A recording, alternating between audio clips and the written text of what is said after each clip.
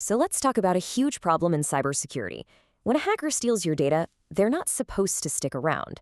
They're designed to vanish, to become these digital ghosts. They use every trick in the book to disappear, leaving defenders with a huge mess and absolutely no one to hold accountable. But what if you could turn the tables? What if the very data they stole could tell you exactly who took it?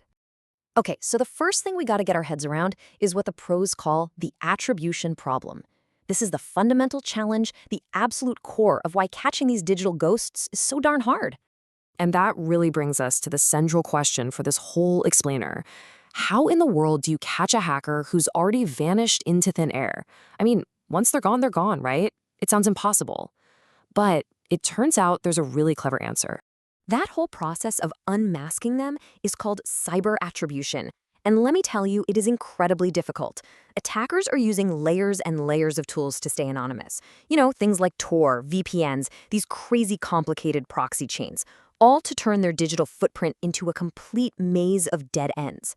Trying to trace them is kind of like trying to find one specific drop of water in the entire ocean. So, if chasing them is a lost cause, how do you solve this? Well, you don't. You change the game entirely. Instead of chasing the ghost, you get the ghost to reveal itself. Welcome to the world of passive hackback. Now, when you hear the term hackback, you're probably picturing something straight out of a movie, right? An aggressive, loud counterattack. But that's active hackback, and it's super risky and, honestly, legally questionable. Passive hackback is the polar opposite. It's all about stealthy intelligence gathering. This isn't about fighting fire with fire. It's about setting a clever, quiet trap and just waiting. And the logic behind this is just brilliant. It all hinges on three simple assumptions. First, you have to assume the attacker's already won round one. They have your data. Second, you know they're going to do something with it. They didn't steal it just to look at it. And third, you know you're not allowed to go after them. So with all that in mind, the strategy completely flips the script. You booby trap the very data they stole. So what do these digital booby traps actually look like? Well, let's open up the investigator's toolkit and take a look at the very clever devices they use to catch these ghosts. First up, you've got tracking beacons. The best way to think of these is like tiny, invisible tripwires that are hidden deep inside files, documents, images, you name it. The second an attacker opens that stolen file, that little beacon silently phones home to the good guys, sending a signal that can reveal the attacker's location, their IP address, and other critical details. And then you have honeytokens. These are my favorite. They're basically bait cars for data thieves. We're talking about juicy-looking but totally fake pieces of data. Things like fake login credentials or bogus API keys. They have zero real value, so a legitimate user would never, ever touch them. But the moment an attacker finds one and tries to use it, boom, it instantly triggers an alarm and you've got them. And this is where you can see how it all comes together in practice. The attacker opens a stolen Word doc, a beacon fires off. They try to use a fake password from a credential file, an alert gets locked. They even try to compile stolen source code, a hidden payload activates. Every single move the attacker makes with the stolen goods becomes a new way to potentially unmask them. For years, these techniques have been pretty clever, you have to admit. But now, there's a new element that's making them exponentially more powerful: artificial intelligence.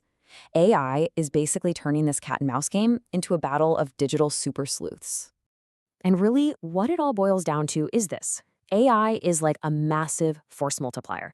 It takes these traps we just talked about and makes them smarter, stealthier, and just way, way more effective. It's a total game changer.